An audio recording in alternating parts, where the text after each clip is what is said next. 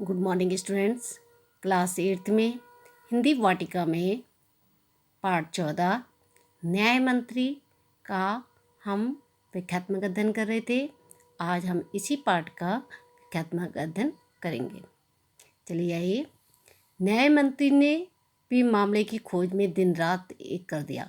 यानी जब राजा अशोक ने शिशुपाल को न्याय मंत्री बनाया तो उन्हें सौंपा कि यदि कोई भी शासन में कोई भी बुरा कार्य या कुछ भी होगा, अहित होगा, उसका सारा उत्तरदायित्व तो तुम पर होगा।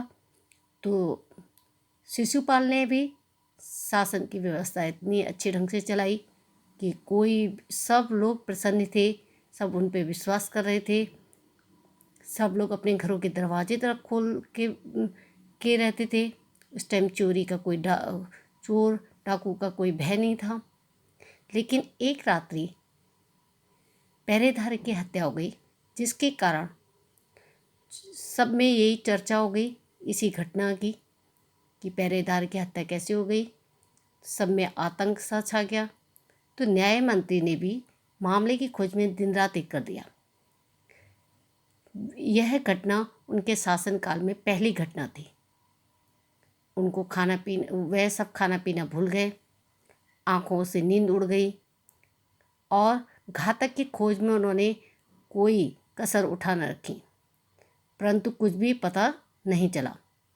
घातक यानी जिसने मारा।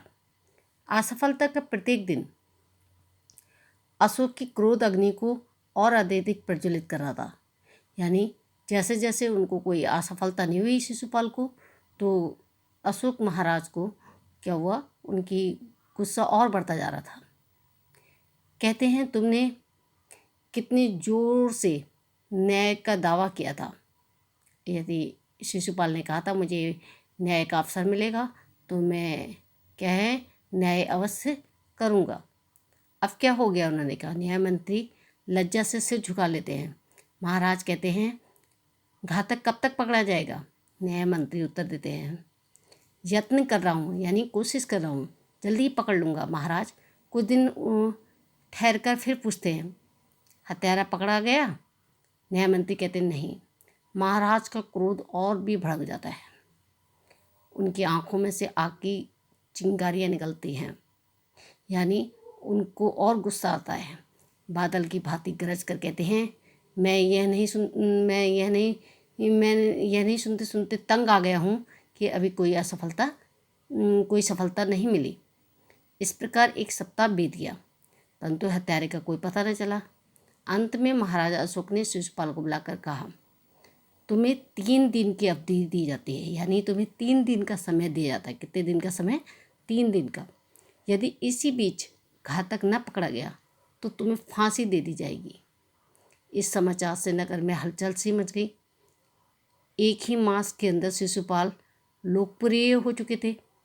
लोग चाहते थे कि चाहे कुछ भी हो जाए, परंतु शिशुपाल का बाल बाका ना हो, यानी उनको कुछ भी नहीं होना चाहिए।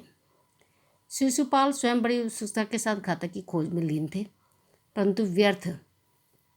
यहाँ तक कि तीसरा दिन आ गया और अब कुछ ही घंटे बाकी थे, क्योंकि 3 दिन का समय दिया गया था। रात का समय था, परंतु शिशुपाल की आंखों में नींद ना थी। वे नगर के एक घने बाजार के अंदर घूम रहे थे। सहसा एक मकान की खिड़की खुली। एक स्त्री ने पुकारा, तुम कौन हो? पहरेदार। शिशुपाल ने उत्तर दिया, नहीं, मैं न्याय मंत्री हूँ। जरा यहीं ठहरो, आज अंतिम रात्रि है। हाँ, अंतिम शब्द साधारण थे, परंतु इनका अर्थ साधारण न था। स्त्री तिलमिलाकर खड़ी हो गई और उसने शिशुपाल की घटना तथा घातक के बारे में बता दिया। अब क्या था कि दूसरे दिन दरबार में तिल धरने को स्थान न था। आज न्याय मंत्री का भाग का निर्णय भी होना था। अशोक ने सिंहासन पर पैर रखते ही कहा, न्याय मंत्री, घातक का पता लगा? न्याय मंत्री ने साहसपूर्वक उत्तर दिया, हाँ, लग गया। पेश करो। न्याय मंत्री ने सिर झुकाकर सोचा, फिर दृढ़ संकल्प से सिर उठाया और अपने एक उच्च अधिकारी को लक्ष्य करते हुए कहा, धनवीर श्रीमान, गिरफ्तार कर लो, मैं आज्ञा देता हूँ। इशारा महाराज की ओर था। यानी अशोक महाराज की ओर। दरबार में निस्तब्धता छा गई, यानी सब सन्नाटा छा गया। अशोक का चेहरा लाल हो गया, मानो वह तपा हुआ तांबा हो। नेत्रों से अग्निकण निकलने लगे। तिलमिलाकर खड़े हो गए और बोले, अरे ब्राह्मण, तुझे यहाँ तक साहस हो गया? न्यायमंत्री ने फिर दोहराया, मैं आज्ञा देता हूँ। शिशुपाल ने, गिरफ्तार कर लो, यह घातक है, मेरी अदालत में पेश करो। ये सब किसने कहा? शिशुपाल ने। धनवीर ने अशोक को हथकड़ी लगा दी और शिशुपाल की कचहरी की ओर ले चला। वहाँ सारा नगर उपस्थित था। शिशुपाल ने आज्ञा दी, अपराधी राजकुल से है, इसलिए अकेला पेश किया जाए। महाराज अपराधी के लिए नियत जंगल में खड़े हो गए। न्यायमंत्री धीरे से बोले, तुम पर पहरेदार की हत्या का अपराध है, तुम इसका क्या उत्तर देते हो? महाराज अशोक ने उत्तर दिया, वह उद्दंड था। तो तुम अपराध स्वीकार करते हो? हाँ, मैंने उसको मारा है, परंतु मैंने जानबूझकर नहीं मारा। वह उद्दंड नहीं था, मैं उसे चिरकाल से जानता हूँ, वह उद्दंड था। तुम झूठ बोलते हो, तुमने एक राज कर्मचारी का वध किया है। मैं वध की आज्ञा देता हूँ। महाराज ने सिर झुका लिया। इस समय उनके हृदय में ब्रह्मानंद का समुद्र लहरें मार रहा था। सोचते थे, यह मनुष्य स्वर्ण है जो अग्नि में तपकर कुंदन हो गया है। कहता है, मेरा न्याय धूम मचा देगा। वह वचन झूठा न था। इसने अपने कहने की लाज रखी। उन्होंने एक विचित्र भाव से सिर ऊंचा करके कहा, मैं इस आज्ञा के विरुद्ध कुछ नहीं बोल सकता। न्यायमंत्री ने एक व्यक्ति को हुक्म दिया कि वे एक स्वर्ण मूर्ति लेकर उपस्थित हुआ। न्याय मंत्री खड़े होकर कहा, महाशयों, यह सच है कि मैं न्याय मंत्री हूँ। यह भी सच है कि मेरा काम न्याय करना है, और यह भी सच है कि एक राज कर्मचारी की हत्या की गई है। उसका दंड असंभवी है, अवश्य होना चाहिए, परंतु शास्त्रों में राजा को ईश्वर का रूप माना गया है और ये राजा को ईश्वर ही दंड दे सकता है। ये काम न्याय मंत्री की शक्ति से बाहर है, इसलिए मैं आज्ञा देता हूँ कि महाराज चेतावनी देकर छोड़ दिए जाएं और उनकी ये मूर्ति फांसी पर लटकाई जाए, जिससे लोगों को शिक्षा मिले। न्यायमंत्री की जय जयकार हुई। लोग इस न्याय पर मुग्ध हो गए। रात हो गई थी।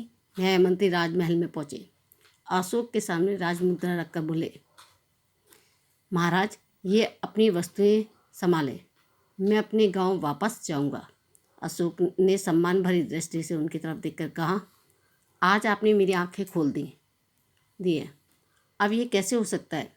परंतु श्रीमान, अशोक ने बात काटकर कहा, आपका साहस कभी न भूलूंगा। यह बोझ आप ही उठा सकते हैं। मुझे कोई दूसरा इस पद के योग्य दिखाई नहीं देता। न्यायमंत्री निरुत्तर हो गए, यानी शिशुपाल को ये पद उन्होंने न्यायमंत्री के रूप में भेंट किया। न्यायमंत्री निरुत्तर हो गए, उनके पास कोई जवाब नहीं रह गया। तो बच्चों, आज आपने